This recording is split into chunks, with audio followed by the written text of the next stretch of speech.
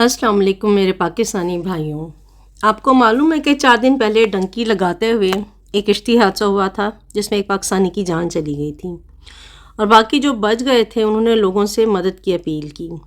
मैं कुछ कमेंट्स पढ़ रही थी पोस्ट के नीचे जो मैं चाहती हूँ कि आपके साथ भी शेयर करूँ। लैंग्वेज कुछ ऑकवर्ड सी है समटाइम्स, तो उसके लिए मैं पहले माज़रत चाहती हूँ। पहला जो कमेंट आया था वो कोई मुनीर आवान साहब हैं। उन्होंने कहा, अच्छा साले पहले डंकी लगाते हो, सारे ख़तरे जानते हुए भी फिर दास्तानें और दुख सुनाने लगते हो। दूसरा कमेंट था कि गलती की है किश्ती वाले ने, सारी कश्ती ही डुबो देता अच्छा रहता, बाकी लोगों को सबक मिलता। तीसरा कमेंट था, वैसे इन शहजादों के लिए चार्टर्ड जहाज़ होना चाहिए था। चौथा, सब्र शुक्र की कमी, 2 रोटियां खाने के चक्कर में अपनी आधी रोटी सबसे बेहतरीन, अपने मारे छाँव में पराया मारे धूप में। और भी इसी तरह के कमेंट्स हैं। एक और है कि गलत काम के गलत नतीजे, आपको पता भी है ये ख़तरनाक खेल है, बाकी अल्लाह पाक आसानियाँ पैदा करे। एक और है, अब रोने का कोई फ़ायदा नहीं, आप लोगों को किसने बोला था कि डंकी लगा के जाओ, आपको पता है कि समंदर का रास्ता ख़तरनाक है। आप पैसों के लालच में गए हो कि हम जाएंगे और पैसे कमाएंगे, लालच बुरी बला है।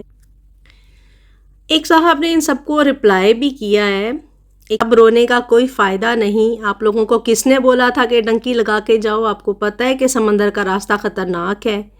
आप पैसों के लालच में गए हो कि हम जाएंगे और पैसे कमाएंगे, लालच बुरी बला है। एक साहब ने इन सबको रिप्लाई भी किया है, अब रोने का कोई फ़ायदा नहीं, आप लोगों को किसने बोला था कि डंकी लगा के जाओ, आपको पता है कि समंदर का रास्ता ख़तरनाक है। आप पैसों के लालच में गए हो कि हम जाएंगे और पैसे कमाएंगे, लालच बुरी बला है। एक साहब ने इन सबको रिप्लाई भी किया है, अस्सलाम वालेकुम। मैं तकरीबन सारे कमेंट्स पढ़े हैं, किसी एक पर्सन ने भी नहीं बोला यार जो होना था हो गया, अल्लाह पाक आप सब पर रहमत करे। जो बच गए हैं या जो मर गए हैं, सब ने अपनी अपनी तरबियत बताई है।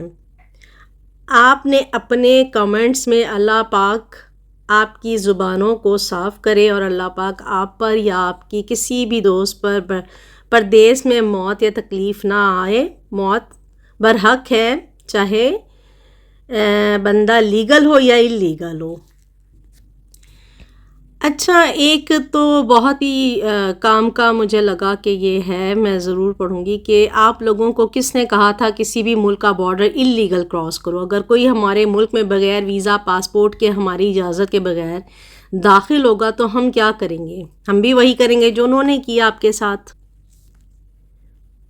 एक कमेंट और इसी तरह से कि कुछ दिन पहले भी किश्ती हादसा हुआ, दर्जनों मर गए थे, पता भी है लीबिया जाना मौत की तरफ जाता है, फिर क्यों गए हो? अब ऐसे मासूम बने हो जैसे तुमको कोई अगवा करके लाया हो। यूरोप में मुकीम पाकिस्तानी जो ऐसे रास्ते इख्तियार करके वहाँ जाके आबाद हुए हैं, इनके पीछे इनकी कमाई दौलत से बनाए गए महल और गाड़ियाँ और ऐशो इशरत की ज़िंदगी सब पाकिस्तानियों को मजबूर करती हैं कि वो भी किसी तरह से यूरोप पहुँच जाएँ और अपने घर वालों को ऐसी ज़िंदगी दे सकें। क्योंकि पाकिस्तान के जो हालात कर दिए गए हैं, यहाँ तो लोग अब 2 वक्त की रोटी को भी तरसेंगे। क्योंकि जब हमारे मुल्क का हर इदारा चोर हो और हर हुक्मरान भी चोर और ठग हो, तो इस मुल्क के नौजवान अपनी जानें ऐसे ही बेकीमत करके ऐसे इकदाम उठाते हैं। एक साहब ने लिखा है कि पाकिस्तान में रहते हुए इतने बुरे हालात नहीं हैं कि कोई भी इंसान 2 या 3 वक्त की रोटी ना खा सकता हो, ख़ास कर इन जैसा इंसान जो लाखों रुपए लगा कर डंकी लगा सकता है। ये सारा लालच, ये हवस, सिर्फ ज़माने की शौखियाँ, सासे बनाने का शौक़, शादियों पर बेफजूल खर्च करने का, मकान एक दूसरे से ऊंचे बनाने, आईफोन और गाड़ियों में शौखियाँ मारने का है।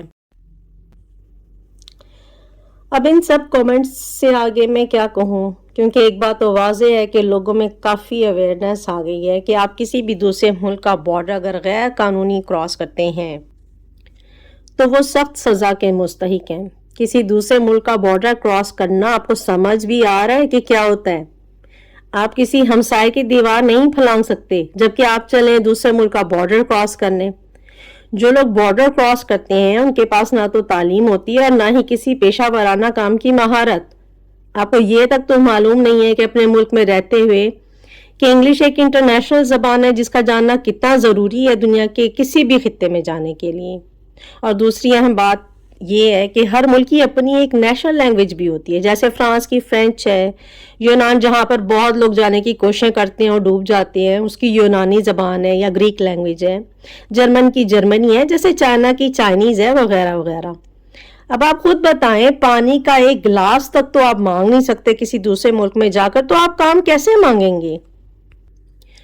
اور پھر آپ جس ملک میں جا رہے ہوتے ہیں اس کی پوری معلومات بھی آپ کے پاس نہیں ہوتی ہے. ایجنٹ جو بھی آپ کو بتا دیتا ہے، یا جو دوسرے لوگوں نے بنائی ہوتی ہے، بلڈنگز بنائی ہوئی ہیں، گاڑیاں ہیں ان کے پاس، یا اچھے موبائلز رکھے ہوئے ہیں.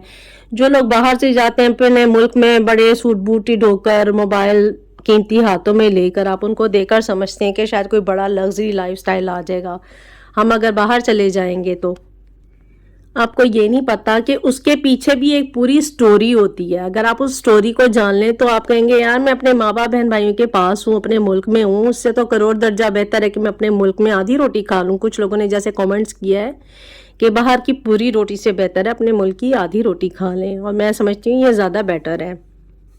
ابھی میری بات یا میری تمام جو ڈیٹیلز ہیں یہاں ختم نہیں ہوئی ہیں. انشاءاللہ تعالیٰ نیکسٹ ایپیسوڈ میں مزید اس کو ہم کنٹینیو کریں گے اور ضرور ڈسکس کریں گے کہ کس طرح باہر جا سکتے ہیں یا کیا طریقہ کار ہونا چاہیے، کیا اس میں آپ کی بہتری ہے. انشاءاللہ تعالیٰ دوبارہ بات چیت ہوگی اس پر. اس وقت تک کے لیے میں اجازت چاہتی ہوں. اللہ حافظ.